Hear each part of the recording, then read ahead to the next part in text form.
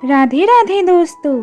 सावन के इस शुभ अवसर पर हम आप लोगों को बताने वाले हैं कैसे हो सकती है आपकी सभी मनोकामनाएं पूरी।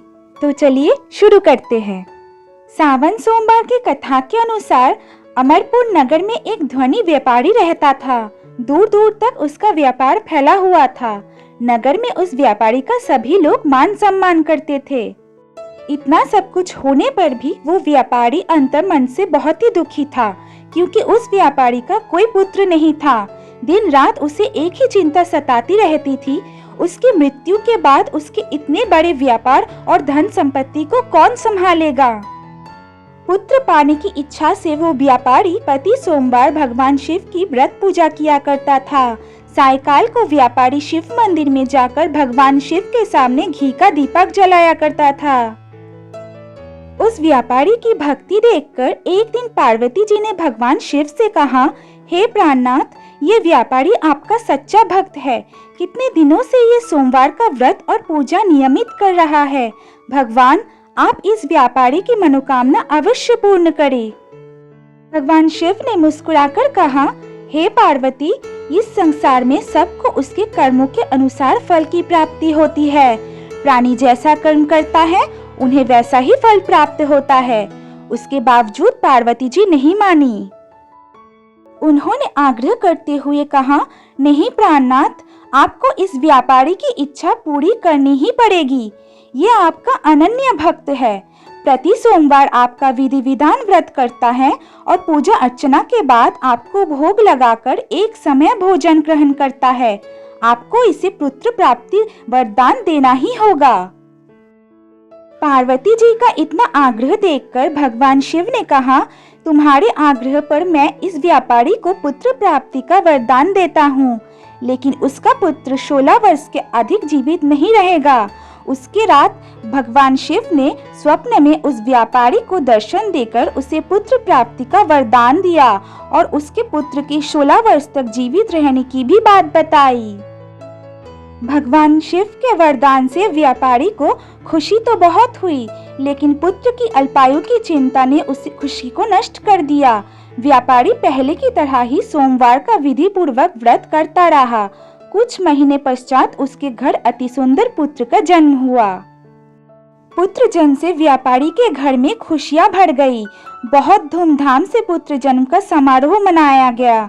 व्यापारी को पुत्र जन्म की अधिक खुशी नहीं थी, क्योंकि उसे पुत्र की अल्पायु की रहस्य पता था। ये रहस्य घर में किसी को नहीं मालूम था। विद्वान ब्राह्मणों से उस पुत्र का नाम अमर रखा गया। जब अमर 12 वर्ष का हुआ तो शिक्षा के लिए उसे वाराणसी भेजने का निश्चय हुआ। व्यापारी ने अमर के मामा दीपनचंद को बुलाया और कहा कि अमर को शिक्षा प्राप्त करने के लिए वाराणसी छोड़ाओ। अमर अपने मामा के साथ शिक्षा प्राप्त करने के लिए चल दिया। रास्ते में जहाँ भी अमर और दीपनचंद रात्रि विश्राम के लिए ठहरते, वही यज्ञ करते और ब्राह्मणों को भोजन कराते थे। लंबी यात्रा के बाद अमर और दीपनचंद एक नगर में पहुँचे। उस नगर के राजा की कन्या के विवाह की खुशी में पूरा नगर को सजाया गया था। निश्चित समय पर वर आ गई, लेकिन वर का पिता अपने बेटे की एक आंख से काने होने के कारण बहुत चिंतित था। उसे इस बात का भय सता रहा था कि राजा को इस बात का पता चलने पर कहीं वो विवाह से इनकार न कर दे, इससे उसकी बदनामी होगी। वर के पिता ने अमर को देखा तो उसके मस्तिष्क में एक विचार आया। उसने सोचा, क्यों ना इस लड़के को दुल्हा बनाकर राजकुमारी के साथ विवाह करा दूं। विवाह के बाद इसने धन देकर विदा कर दूंगा और राजकुमारी को अपने नगर ले जाऊंगा। वर के पिता ने इसी संबंध पर अमर और दीपनचंद से बात की।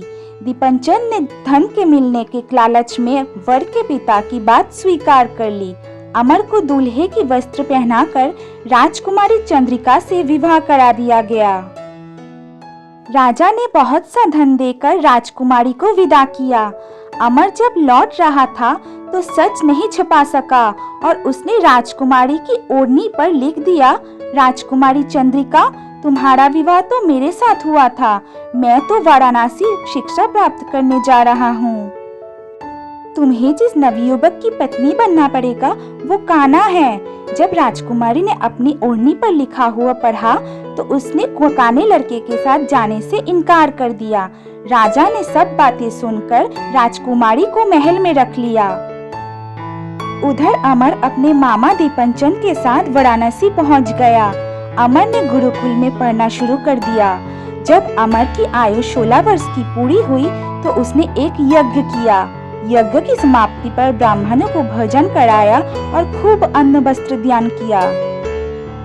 रात को अमर अपने स्वर्ण कक्ष में सो गया। शिव के वरदान के अनुसार स्वर्ण कक्ष में ही अमर के प्राण पखेरु उड़ गए। सूर्योदय पर मामा अमर को मृत देखकर रोने पीटने लगा। आसपास के लोग भी एकत्रित होकर दुख प्रकट करने लगे।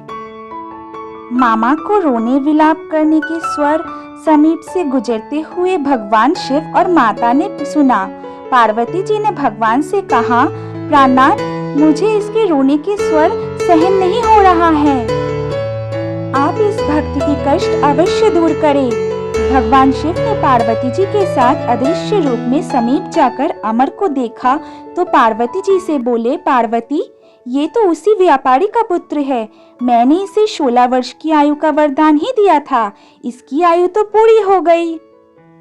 भगवान शिव से पार्वती जी ने पुनः निवेदन किया, हे प्राणनाथ, आप इस लड़के की जीवित कर दो, नहीं तो इसकी माता पिता पुत्र की मृत्यु के कारण रो रो कर अपने प्राणों का त्याग कर देंगे। उस लड़के का पिता तो आपका परम भक्त है। वर्षों से सोमवार का व्रत करते हुए आपको भोग लगा रहा है। पार्वती जी के आग्रह करने पर भगवान शिव ने उस लड़के को जीवित होने का वरदान दिया और कुछ ही पल में वो जीवित होकर उठ बैठा। शिक्षा समाप्त करके अमर मामा के साथ अपने नगर की ओर चल दिया। दोनों चलते हुए उसी नगर में पहुंचे जहां अमर का विवाह हुआ था।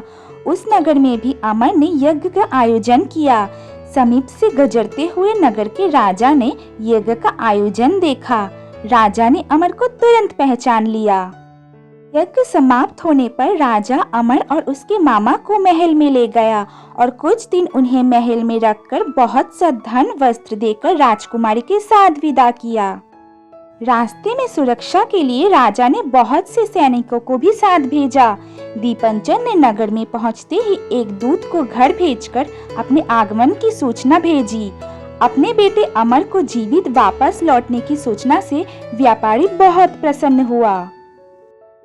व्यापारी ने अपनी पत्नी के साथ स्वयं को एक कमरे में बंद कर रखा था। भूखे प्यासे रहकर व्यापारी और उसकी पत्नी बेटे की प्रतीक्षा कर रहे थे। उन्होंने प्रतिज्ञा कर रखी थी कि यदि अपने बेटे की मृत्यु का समाचार मिला तो दोनों अपने प्राण त्याग देंगे। व्यापारी अपनी पत्नी और मित्रों के साथ नगर के द्वार पर पहुंचा। अपने बेटे के विवाह का समाचार सुनकर पुत्रवधू राजकुमारी चंद्रिका को देखकर उसकी खुशी का ठिकाना न रहा। उसी रात भगवान शिव ने व्यापारी के स्वप्न में आके कहा, हे श्रेष्ठी, मैंने तेरे सोमवार के व्रत करने और व्रत कथा सुनने से प्रसन्न होकर तेरे पुत्र को लंबी आयु प्रदान कर दी। व्यापारी बहुत प्रसन्न हुआ। सोमवार का व्रत करने से व्यापारी के घर में खुशियां लौट आई।